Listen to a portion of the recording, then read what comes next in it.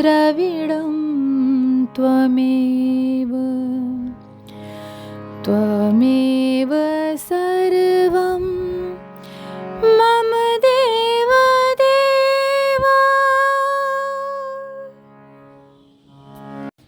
श्री गर्ग संहिता के गिरिराज खंड का 10वां अध्याय। गोवर्धन शिला के स्पर्श से एक राक्षस का उद्धार तथा दिव्य रूपधारी उस सिद्ध के मुख से गोवर्धन की महिमा का वर्णन। श्री नारद जी कहते हैं, राजन, इस विषय में एक पुराने इतिहास का वर्णन किया जाता है जिसके श्रवण मात्र से ही बड़े बड़े पापों का विनाश हो जाता है। गौतमी गंगा गोदावरी के तट पर विजय नाम से प्रसिद्ध एक ब्राह्मण रहता था। वह अपना ऋण वसूल करने के लिए पापनाशिनी मथुरापुरी में आया। अपना कार्य पूरा करके जब वह घर को लौटने लगा तब गोवर्धन के तट पर गया। मिथिलेश्वर, वहाँ उसने एक गोल पत्थर ले लिया। धीरे धीरे वन प्रांत में होता हुआ जब वह व्रजमंडल से बाहर निकल गया तब उसे अपने सामने से आता हुआ एक और राक्षस दिखाई दिया। उसका मुंह उसकी छाती में था। उसके 3 पैर और 6 भुजाएं थीं, परंतु हाथ 3 ही थे। ओठ बहुत ही मोटे और नाक 1 हाथ ऊंची थी। उसकी 7 हाथ लंबी जीभ लपलपा रही थी। रोएं कांटों के समान थे। आंखें बड़ी बड़ी और लाल थीं। दांत टेढ़े मेढ़े और भयंकर थे। राजन, वह राक्षस बहुत भूखा था, अतः घुर घुर शब्द करता हुआ वहाँ खड़े हुए ब्राह्मण के सामने आया। ब्राह्मण ने गिरिराज के पत्थर से उस राक्षस को मारा। गिरिराज की शिला का स्पर्श होते ही वह राक्षस शरीर छोड़कर श्याम सुंदर रूपधारी हो गया। उसके विशाल नेत्र प्रफुल्ल कमल पत्र के समान शोभा पाने लगे। वनमाला, पीतांबर, मुकुट और कुंडलों से उसकी बड़ी शोभा होने लगी। हाथ में वंशी और बेंत लिए वह दूसरे कामदेव के समान प्रतीत होने लगा। इस प्रकार दिव्य रूपधारी होकर उसने दोनों हाथ जोड़कर ब्राह्मण देवता को बारंबार प्रणाम किया। सिद्ध बोला, ब्राह्मण श्रेष्ठ, तुम धन्य हो, क्योंकि दूसरों को संकट से बचाने के पुण्य कार्य में लगे हुए हो। महामते, आज तुमने मुझे राक्षस की योनि से छुटकारा दिला दिया। इस पाषाण के स्पर्श मात्र से मेरा कल्याण हो गया। तुम्हारे सिवा दूसरा कोई मेरा उद्धार करने में समर्थ नहीं था। श्री ब्राह्मण बोले, सुव्रत, मैं तो तुम्हारी बात सुनकर आश्चर्य में पड़ गया हूँ। मुझ में तुम्हारा उद्धार करने की शक्ति नहीं है। पाषाण के स्पर्श का क्या फल है यह भी मैं नहीं जानता, अतः तुम ही बताओ। सिद्ध ने कहा, ब्राह्मण, श्रीमान गिरिराज गोवर्धन पर्वत साक्षात श्री हरि का रूप है। उसके दर्शन मात्र से मनुष्य कृतार्थ हो जाता है। गंधमादन की यात्रा करने से मनुष्य को जिस फल की प्राप्ति होती है उससे कोटि गुना पुण्य गिरिराज के दर्शन से होता है। विप्रवर, केदार तीर्थ में 5000 वर्षों तक तपस्या करने से जिस फल की प्राप्ति होती है वही फल गोवर्धन पर्वत पर तप करने से मनुष्य को क्षण भर में प्राप्त हो जाता है।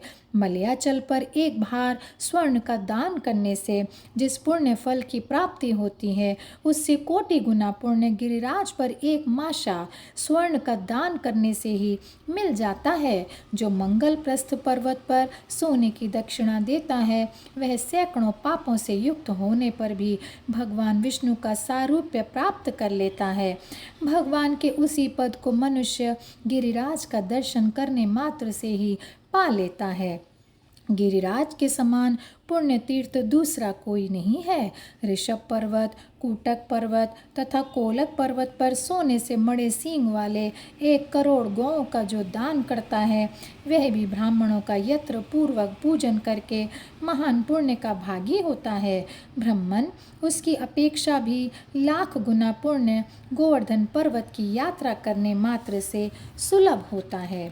ऋष, मूक, सहगिरी तथा देवगिरी की एवं संपूर्ण पृथ्वी की यात्रा करने पर मनुष्य जिस पुण्य फल को पाता है गिरिराज गोवर्धन की यात्रा करने पर उससे भी कोटि गुना अधिक फल उसे प्राप्त हो जाता है। अतः गिरिराज के समान तीर्थ न तो पहले कभी हुआ है और न भविष्य में कभी होगा। श्रीशैल पर 10 वर्षों तक रहकर वहाँ के विद्याधर कुंड में जो प्रतिदिन स्नान करता है, वह पुण्यात्मा मनुष्य 100 यज्ञों के अनुष्ठान का फल पा लेता है। परंतु गोवर्धन पर्वत के पुच्छ कुंड में एक दिन स्नान करने वाला मनुष्य कोटि यज्ञों के साक्षात अनुष्ठान का पुण्य फल पा लेता है, इसमें संशय नहीं है।